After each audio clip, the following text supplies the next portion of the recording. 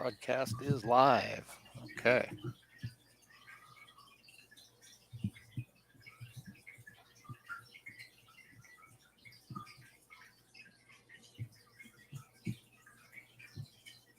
All right.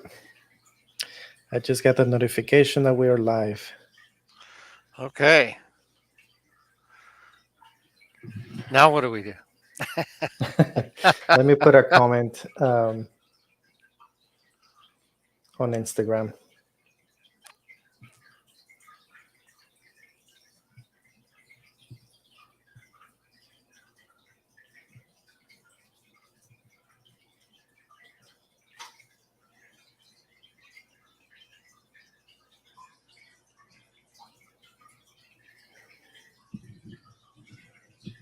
Okay. I promise I'm going to get better at this as we go. I won't hold my breath.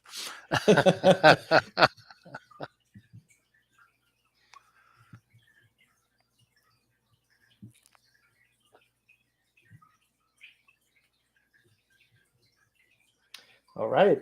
And we're live. Okay. Both Hello, on everybody. both on If you're out Instagram there, and YouTube.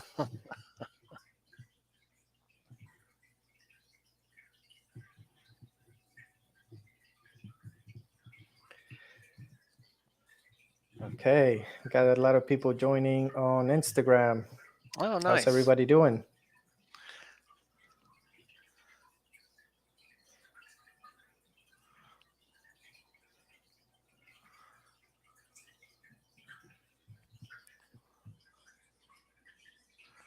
So we got a couple questions, huh? Yeah, so so let's see. So the first one, someone asked about, or the difference between high level languages and other languages, for example, JavaScript and Python. Um, so Lee, you want to take a stab at it? Well, you said it had something to do with wanting to understand when you might want to use a low-level language, Correct. or So the person wants to know what's the benefit of using a low level language versus not. right, right.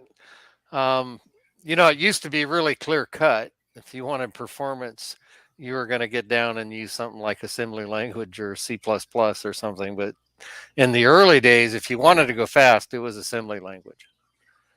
Um, Nowadays, that's not obviously not nearly as much of an issue. I think now where you still might want to use a language like C++ is for things like really heavy graphics applications, games. I think most games are still written in C++, or at least a lot of them are, I'm sure. I don't know if anybody's using assembly language really on those Intel processors anymore. But C++ gets down there. When you're down using the low level languages like assembly language or C++, when you write commands, they're going directly into the processor. And at some point, you're getting really close to the machine and you're using, when you do assembly language, there's kind of two different kinds of calls you can do. You can do BIOS calls and you can do DOS calls, which DOS obviously means it's a very low level operating system call, and BIOS calls, you're actually speaking directly to the ROM. Those are going to be the fastest things you can possibly do.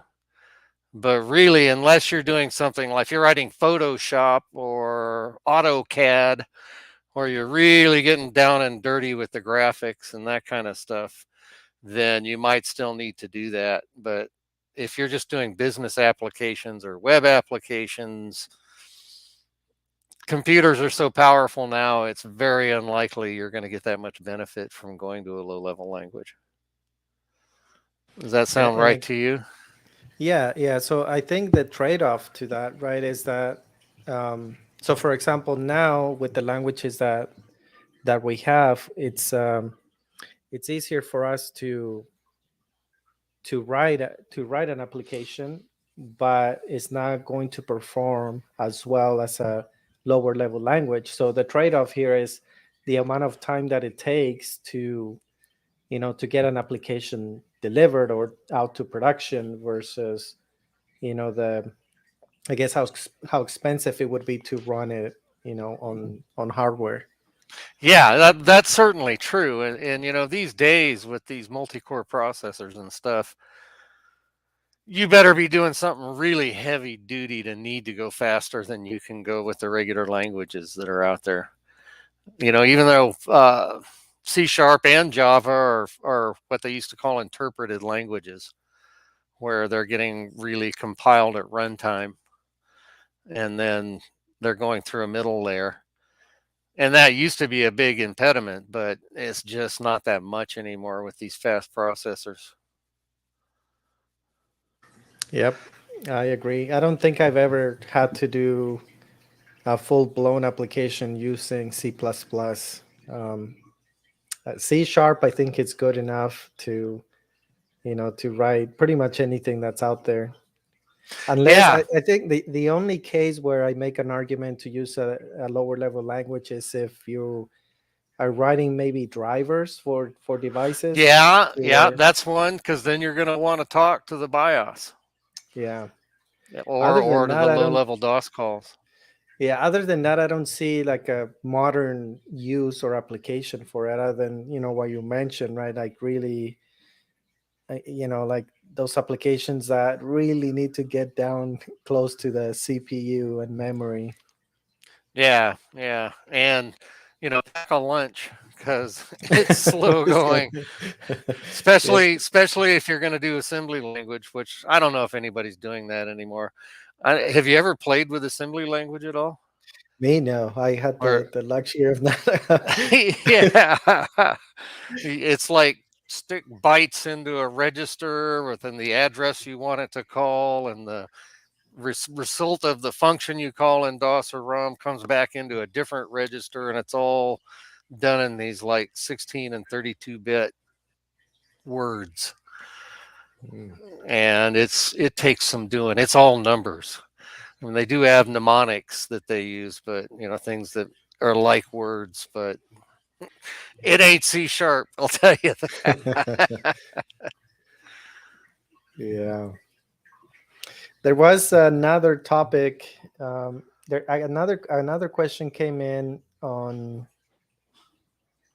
Instagram asking what is the best computer science faculty in Washington City. I have no idea. Wow. Washington D.C. MIT, I guess it's the closest. I don't know. Yeah, I would think so. And you're probably going to have a hard time finding better computer faculty than MIT. Yeah.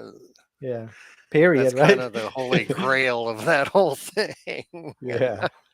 But then also, I hear it's a little expensive and a little tough to get into, also. Yeah. There's another question. If you were going to build an LMS, I'm not sure what an LMS is. What language LMS. would you use? What the heck is an LMS? I I'm think going to we Google we that. yeah. Oh, lab management system, I'll bet. Maybe. LMS software. Learning management system. Ah, okay. So it's like a classroom system, right? Yeah, like a Or, teaching platform, I would say. right. Yeah, it sounds like. And what was the Well, question again? what language would you choose to build that? Ah, okay. Sounded like you were going to answer it there. Yeah, so I think that things like that. And so what I'm kind of picturing that you need to do is you need to be able to host images, text. Um, it could be where it might be markdown language or something that's rich text formatted or something like that, and possibly video.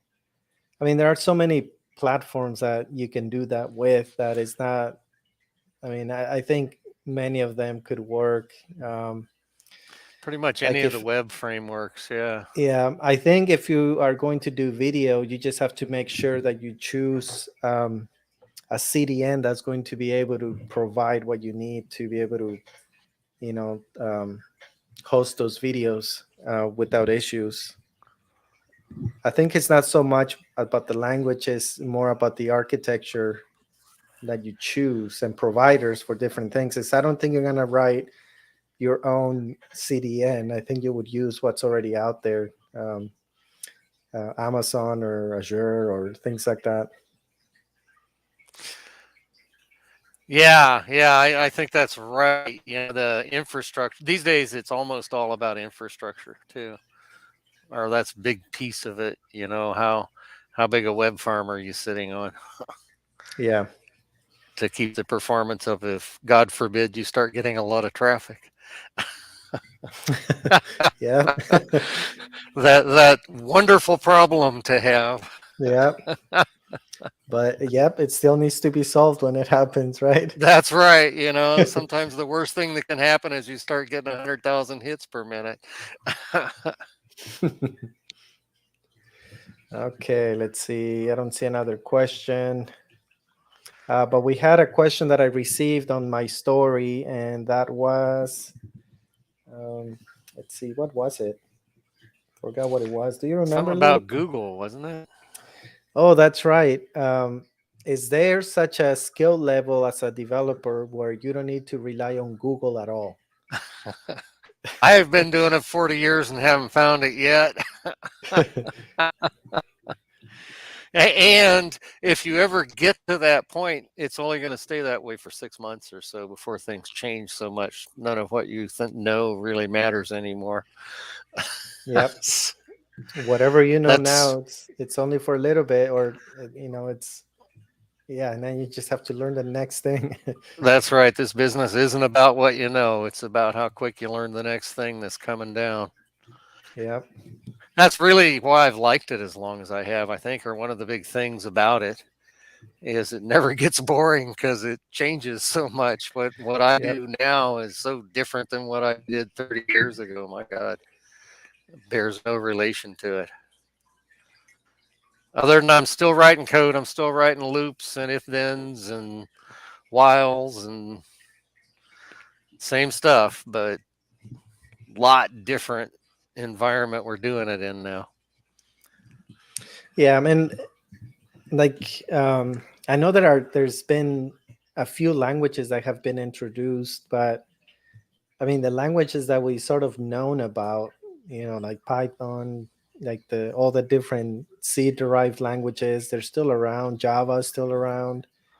Um, and I think JavaScript is the one that has been growing a lot with all the different frameworks that people are building around it. But I haven't heard of another new language that's been becoming popular other than maybe Swift, um, the one that Apple came up with for iOS devices. Oh, I hadn't heard about that one. Yeah, so they used to have Objective C to build applications for Right. Mac and iOS, and they came out with this language Swift that it's been growing in popularity, but you could only use it for Apple devices or operating systems. It's typical Apple. Yeah,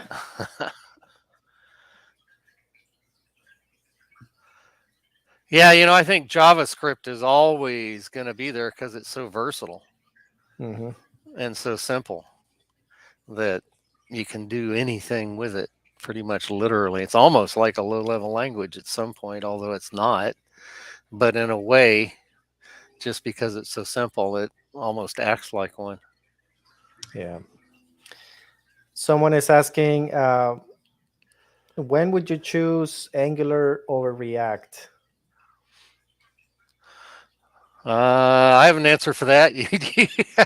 Yeah, I'd be interested to hear to compare our answers to it because I haven't used React much. I used Angular quite a bit, but it was all Angular 1.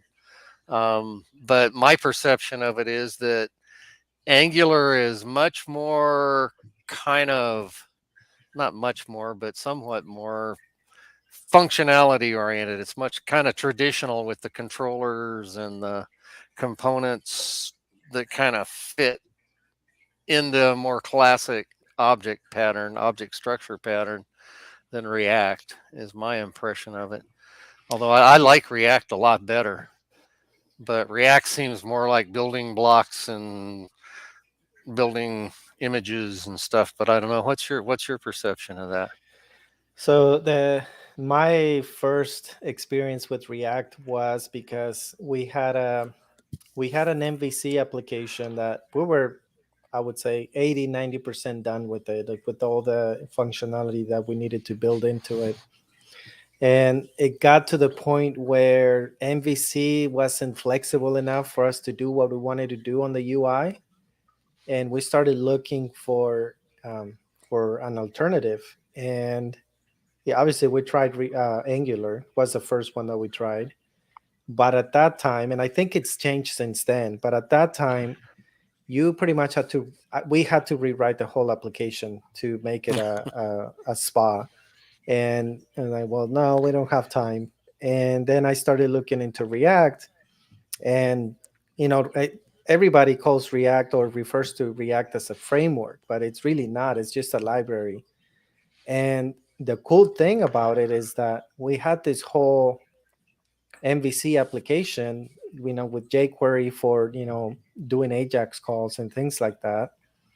And we were able to inject a React component in a div and give it a lot more functionality without having to rewrite the whole thing. So we were still Interesting. so we still had the MVC application, but just in one div where we needed, that complex component, we wrote that in React. And with a little bit of Webpack to, pack it up and minify it. And since then I said, like, okay, this is the way to go. I mean, you could do either or, but I think since then Angular has done something where you don't have to use the whole framework. You could just do similar thing where you can grab a component and then you can have components within that component and build, whatever you need to build. Yeah, So I I think think those that's components kind of changed that for sure. When I was using it with Angular 1, you didn't get those. It was controllers and I don't in know, views or and views. That's right. yeah. Um, which was much more classic. But yeah, I've read about components, but I never used Angular since then. Last 5 years, Yeah, I ended up stuck in the middle. yeah. At work, we use Angular, and I think it's great. I mean, the way they set up the projects is it's great. I like it. Um, but I think React is still more fun. I don't know. I can't really Interesting. pinpoint why, but I would much rather be writing React components than an Angular application for some reason. Well, I like the thing in React where it kind of blends the HTML with the JavaScript. Yeah, That's cool. It yeah, makes it feels very efficient to me to do it for yeah, some reason. It was a nice and everything in React seems like their solutions for things were pretty simple. They yeah, just and in Angular there was kind of more of a learning curve to it. Like yeah, it's elegant and I wrote a pretty complex front end using it for this energy management system. Um, so I really dug into it with Angular 1 and liked it. I liked it a lot, but I like React better too. yeah. I'm just glad it's not Ember that I'm working Yeah, with now. anything but Ember. Actually, I think I'd take Ember over MVC these days. I never had any use for Microsoft MVC. I'm Oh, sorry for really? anybody that loves it, but I don't love it. I think it's a quick way to get something, out and about, but you have to be careful because every time you have that mentality going into a project, oh, it's just gonna be something simple. Oh yeah, the MVC and a few hours and you knock it out, and then it's like the client comes back and like, oh well, we want to do this and we want to do that. It's like, oh crap, well, it's not as simple anymore. yeah, yeah, and it just doesn't have that versatility. Yeah. I started learning when it first came out. I started trying to learn MVC, and I ran into Uh-huh. Razor. And it's like, oh, come on. You're going to make me go learn this other language that I'm not going to use anywhere but unless I use Microsoft stuff. And I don't know. My Yeah, they rebel came came into play. they yeah, they came out with something that's called tag helpers, which to me it seems like they wanted to make it more like handlebars. It Oh, still okay. has like sort of like the HTML syntax, but it works similar to handlebars, what we use in Ember and even Angular. Um, so it's a little better. You don't have to use that syntax where you have to do the ampersand HTML dot, and Right, right, that it right. was for me Yeah, in that's MVC. once I dug into it a little bit. Actually, when I was getting ready to do that Amber or that Angular project, I thought I might use MVC, and I dug into it a little bit, and it's like, oh, come on. you know, it was so Microsoftish to me, where Microsoft does that thing sometimes where they're really big on making bloatware, where they try to make software that does absolutely everything it could possibly do, and it ends up big and cumbersome, and you're going to spend a lot of time learning it, and it's not going to apply to anything except that thing, Yeah. that Microsoft stuff. And yeah. Yeah, with me, that it's just maybe for people who have only been exposed to MVC, I mean, you're able to do pretty much everything, but it Oh doesn't yeah. seem as efficient, right? As efficient as if you would do it with a spa application. And it's different, it's so different from everything else going on. Like if you go learn Angular, it's completely different from React. And yet it's all JavaScript at some point, or at least Yeah. it's JavaScript at its core. And you feel like there's a commonality at least. It's not this giant leap to go from one to the other one. But to go into the Microsoft thing with the view bags and the this and the that, and I don't know. Maybe maybe I'm old fashioned or something. I don't know. Or actually, I don't. If I was old fashioned, I think I'd like Microsoft more. Yeah. But have you heard about the new thing they came out with WebAssembly, which is Blazor, not Racer, but Blazor. I saw the word. I don't know what it is at all, but I did see that there is something called Blazor now. Yeah. So I guess in a nutshell, what you do is you write your backend, obviously with your UI as well, and it's going to compile your UI and pretty much send it to the client. So via WebAssembly, you already have your application downloaded and compiled and downloaded by the client, and then all you do is just make HTTP calls to download data as you need it. For me, it was like, well, it seems kind of weird. You're gonna have to ship down your whole application to the client. I haven't gotten into it, so yeah, I don't know. I don't know how I What feel does about it. it And I think there's, compile it into? well, I guess I'm not sure what it is, but I just know that it's run by the WebAssembly, which is something new or more Okay, recent. okay. That's part So of .NET 6 probably or so something.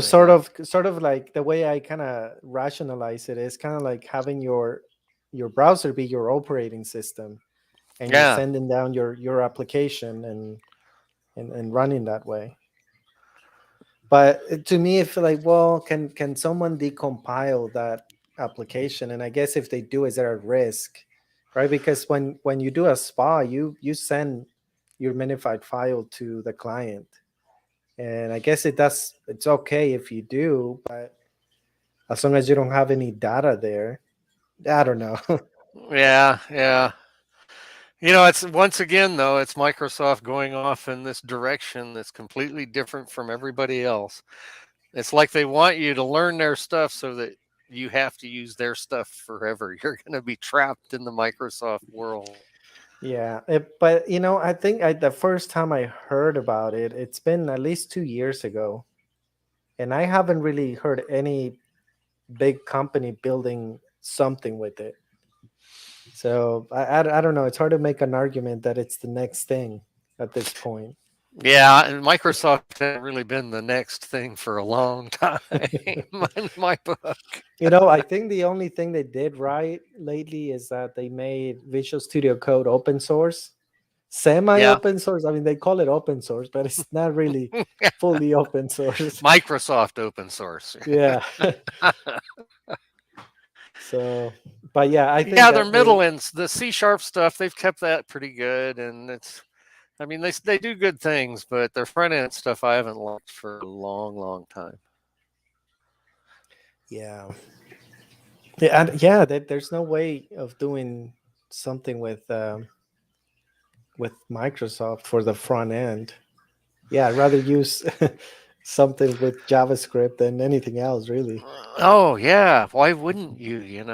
It's kind of why would I do this other completely whole other world thing when there's 4 or 5 really good JavaScript solutions sitting there waiting to be used? Yeah. But maybe I'm a non-Microsoft snob. I try not to be. I mean, I make my living off it, so or I did for 30 years anyway. Yeah, I think for me for the back end, I wouldn't choose anything else. Like it would be hard for me for someone to convince me, no, use I don't know Laravel with PHP, no, or Python Node's and pretty Flask. cool. At Yeah, our last Node. Yeah. company, I did a couple of POC things for George Hmm. in Node, and Node I liked a lot. Node cool. Yeah. It's tricky and kind of weird figuring out how to get through it, how to live with the async aspects of it. But Node's cool. I like Node. Yeah. Me too. I haven't really built anything with it. I mean, I've experimented with Express and Node, but it's like, why am I going to use this for, like, for example, my personal projects, right? Why would you use that if I already know how to use .NET and I've built tons of things with .NET? I'm trying to see what's the advantage of using Node over .NET. Yeah, and if you know .NET, like you and I both know .NET, then there isn't a big enough one. Yeah. When I know I can sit down in front of C sharp and make whatever I want to have happen as fast as I can type it, then it makes it hard to justify not doing that. Yeah. Yep, I feel the same way. Maybe one day it will change, but for now, that's that's how I I'm feel. getting a little long in the tooth for that kind of a change.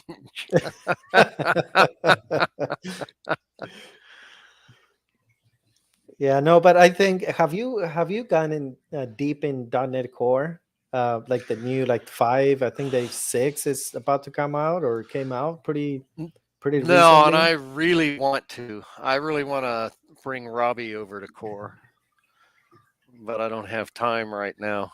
Uh, I wish, Core was out when I started Robby, I think, but just out, and I went with Hmm. .NET Framework.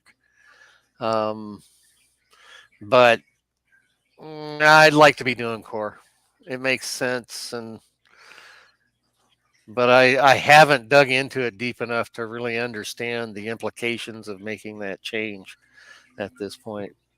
I've done programming in it, but it's mostly there's something I want to go do, so I managed to kind of hack my way through it just because I know C Hmm. sharp and it's still C sharp. And you figure out what works and what doesn't work and make it go work. And like when I did that Azure project at our last job, that was Uh-huh. essentially core. What I did with those Azure functions, um, Okay. that was all core compatible at least.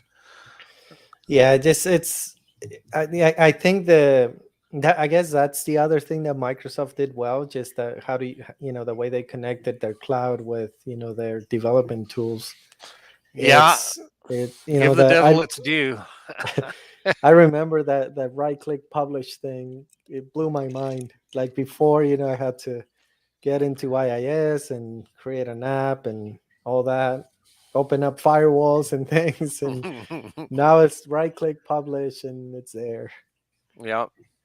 Yeah. Yeah, they do the middle and the back end stuff pretty well still. I think there's still real players there.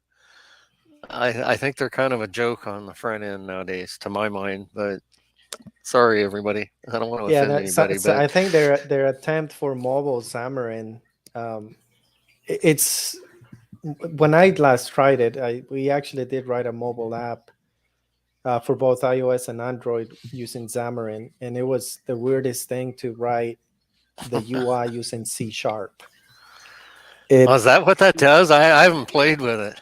Yeah, so yeah, it just didn't feel right. I've done XAML a fair amount because I've done a fair amount of WPF, Mhm. I think there is a which way that you can use SAML for or in Xamarin as well. I think so. Um, Yeah.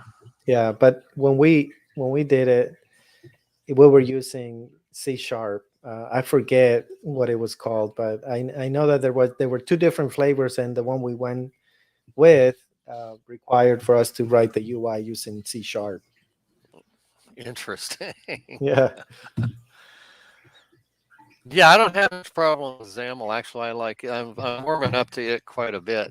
I grew up on WinForms back from all the way from VB3 days, which is the drag and drop part of the UI stuff has been the same largely since then. I mean, it's changed and it's been enhanced over and over and over, but it's still kind of the same thing. Um, and I got to where I could do pretty much anything with WinForms. Um, Now with WPF, I wanted to try and go do that same stuff, and I'm getting to where I can. I can do pretty much anything I could in WinForms. And it's nice for me growing up with WinForms like that. It's nice to have something that kind of bridges that gap. It's not like the web, and it's not like React or something like that. But at least you're out doing markup, and you have more control over things in the XAML. So I like it a fair amount. That's good. I didn't get the chance very much to work with SAML. Well, if I ever get you in there coding Robby, you will. Someday we'll get you there. Yep. Because I want to redo the front end on Robby for Robby in XAML, I think. Either that, they've got a Winform for .NET 6 now. I don't know if you heard that. I did not know. They I knew that actually it did was a. one of the things that were holding back on, or that was I, kind of like on the roadmap. But so now they have WinForms now. I'm pretty sure it made it into .NET 6 Nice. now. That's I'm good. really interested to see what it is, to see what it's like. One of the Um, big things you can do with WinForms that you can't do with hardly anything else, and it's not actually a published feature of it, but you can actually have multi-threaded dialogues in WinForms. oh, Robby actually has one, the testing console in Robby, where it can have each channel has its own control across the form. Well, each of the controls for each of the channels is on its own thread. oh, that's good. Yeah, that's something you can hardly do anywhere else. And you can't really do it if you take Visual Studio out of the box. You can't do it in WinForms either. You have to go in Visual Studio and turn off this certain exception because it's Okay. really just an artificial thing that it throws an exception if you try to go multi-threaded because it's Okay. very, very, very dangerous. It's a blue screen waiting to happen if you don't know what you're doing. Because if you get one of those controls that gets two different threads trying to hit the same control, you will have problems. So you have It's to all take the about. you have to take the training wheels off. Yeah. You got to wear your big boy pants, your big boy threading pants. And actually, it's not really that hard. The key is that each control can only have one thread talking to it. And as long as Okay. you keep very strict control over that, it's just fine. It works great. Okay. But yeah, you get two threads hitting one of those controls, and there's no telling what's going to happen. That's you can get all the way out to the blue screen doing that. Wow. And that's actually what I'm really interested to see about the .NET Framework 6 WinForms is that Okay. you can still do that. Hmm. Because if you can, then I might want to have Robby continue to be in WinForms. Nice. Yeah, I think the other thing that they were holding back, well, not holding back, it's just that they were, I guess it was lower priority, was Signal R. Their Oh, implementation of WebSockets.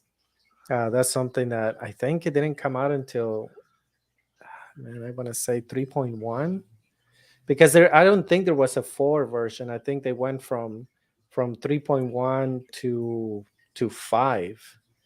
I don't remember seeing a 4, and I think that was on purpose, because I think that in .NET Framework 4.8.3, I think was the last release for .NET Framework, and then on 5 is where they combined them both. So when .NET 5 came out, there's no core after it anymore. It's the way they're sort of marketing it. It's just .NET 5, and then there is no framework anymore. No .NET framework. well, now It's just in Visual Studio 22, it's .NET 6. yeah. But I think it's when Okay. they went to 5 when they dropped I guess the option to do .NET framework. It was just .NET Core, but they just called it .NET. Okay. Okay. Right. Yes. Which I Yeah. still don't know if there, before there was a distinction between core and standard. I But think .NET Standard still exists, but it's a subset of libraries that are compatible for both .NET and .NET Core. right. Yeah.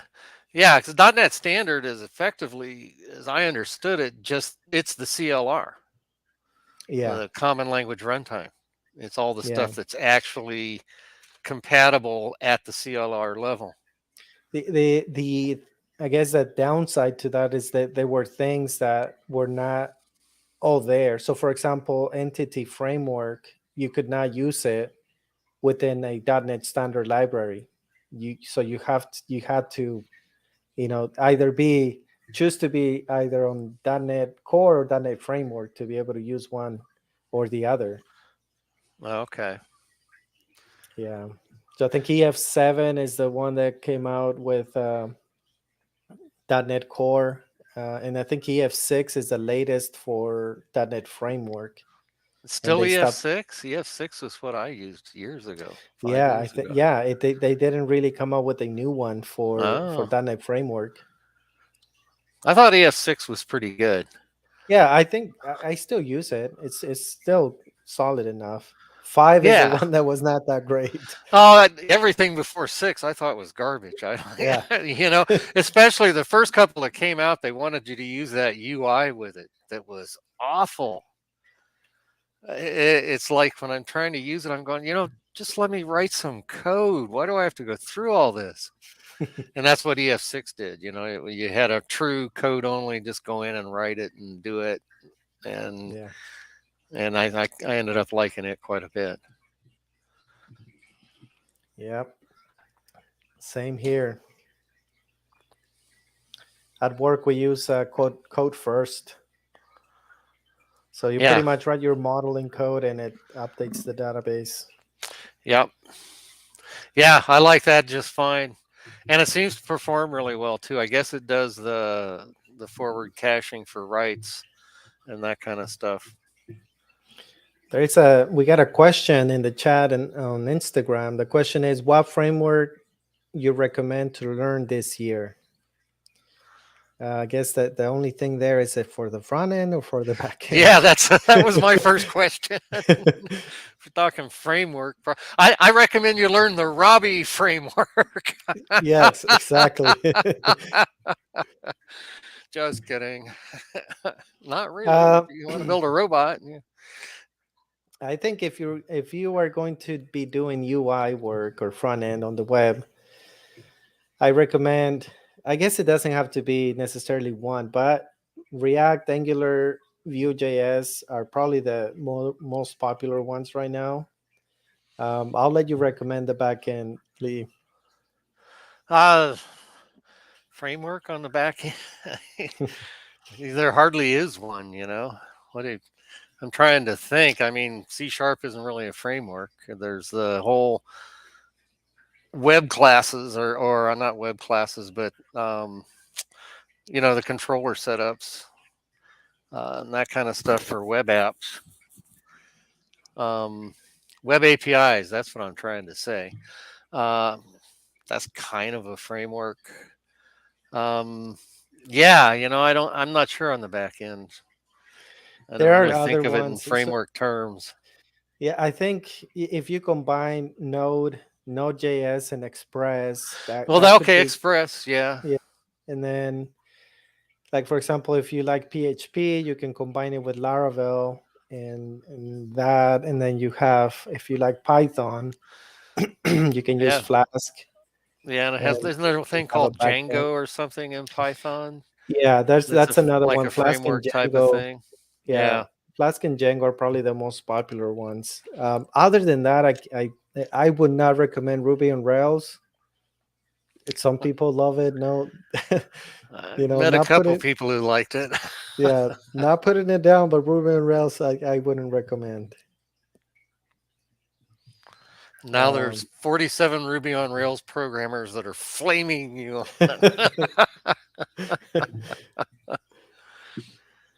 yeah, can't think. That's the Well, thing. It's I know that there's a Java one, right? There's Java, and I forget what else they combine it to be able to build backends. all right. Isn't that where you make beans? Or that's how it used to be. I don't know if it still is. You made Java beans. Um, no, what is it called? Is it Spring? Oh God, that sounds familiar. I've been so locked in my own little world with things for a while now. I know a Yeah, lot about it. yeah. It's and then I guess Java. I mean, I don't know. Java is it? I mean, it's still in demand just because it's been out there for so long. But I don't know if new things are being built on Java though. Yeah, I never warmed up to it much. Of the Java apps that I've used in Windows that had Windows UIs always felt clunky to me. Hmm. They always felt like they weren't really built for Windows or something, or they're trying to be different, or I don't know. They always just felt kind of clunky to me. I Yeah. guess as a backend language, it's nice though. I mean, everything I've heard. It's real similar to C sharp, Hmm. like pretty much exactly the same except for the Well, here libraries. I have a question for you, Lee, because you were around when this happened. Um, is it true that C sharp is a ripoff of Java? It depends on who you ask.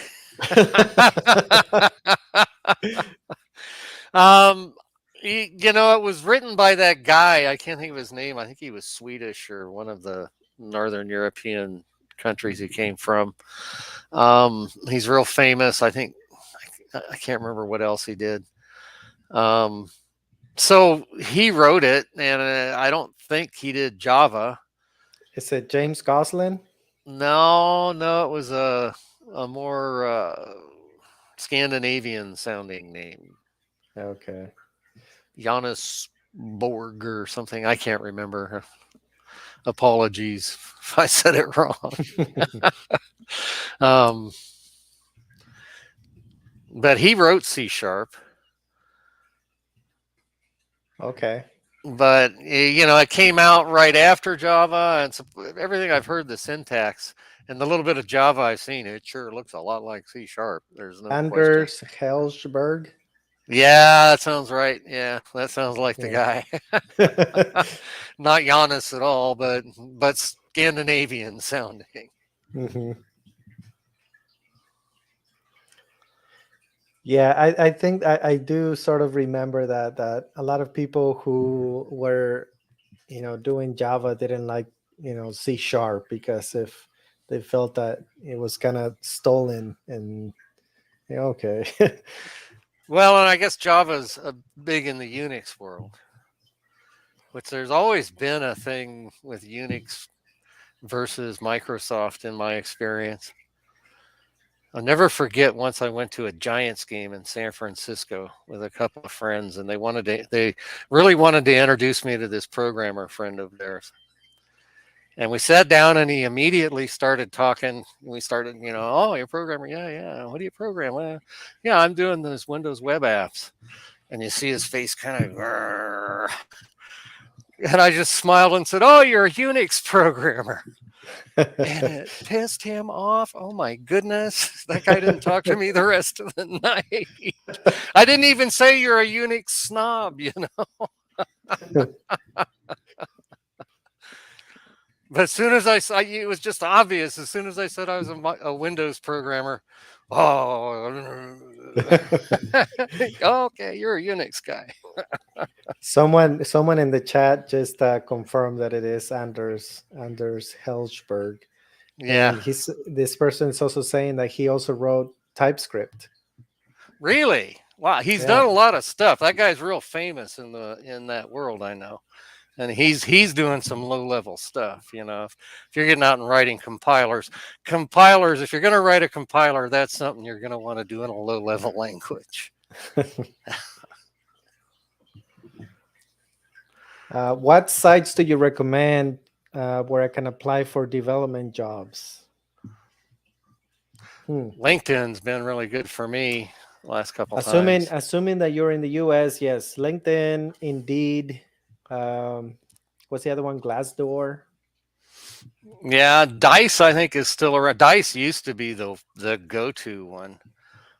It's still around. I don't know if it's in. I haven't used it in a long Yeah. time. Last time I was looking for a job, it was a combination of LinkedIn and Indeed for me. I Yeah. think Indeed was maybe the best one. And now even Stack Overflow. I don't know if you noticed, but whenever you Yeah. go to Stack Overflow, you start seeing job postings on the right, and I think that's genius because they know exactly what kind of languages you know. That's right. And you're going to get some good people from there. There's some Yeah. smart people that do Stack Overflow. Stack Overflow's been probably my favorite tech website for years now. I mean, it's got the coolest name, if nothing else. Yeah. What's the other one that they did? It's kind of like a spin-off for sort of like IT people. Yeah. Something exchange, Stack Exchange. stock exchange. Stack Exchange. Yeah. Okay. Yeah. I think something like that. But yeah, there's actually two or three that kind of have taken on that look suspiciously like Stack Overflow now. But none of them are like the original. Yeah. I've probably gotten more programming questions answered by Stack Overflow than any other one. I'll bet on a factor of 5 to 1. Well, years ago it was MSDN. Do you remember that? Same as what? MSDN? What? The Microsoft, what was it? Microsoft Oh yeah, I know about Developers Network. MSDN. It's still But around. Yeah. before Stack Overflow, that's where I used to go. Oh, I see what you're saying. Yeah, yeah. Boy, and it wasn't nearly as good. Yeah. Not nearly as good. The I whole kind of remember self-policing thing in Stack Overflow is great. I remember that one time I bought a set of CDs where you could install MSDN on your computer. Did you ever run into that? Yeah, Like yeah. it was like a knowledge base of like articles that had been All that. published. Oh, I thought you meant the MSDN license. Oh No, yeah, there yeah. I did that too, though. Yeah. before the license, you could install it Yes. sort of like the same way you did with Encarta, the encyclopedia. That's right. Encarta. God, I haven't thought of that in 100 years.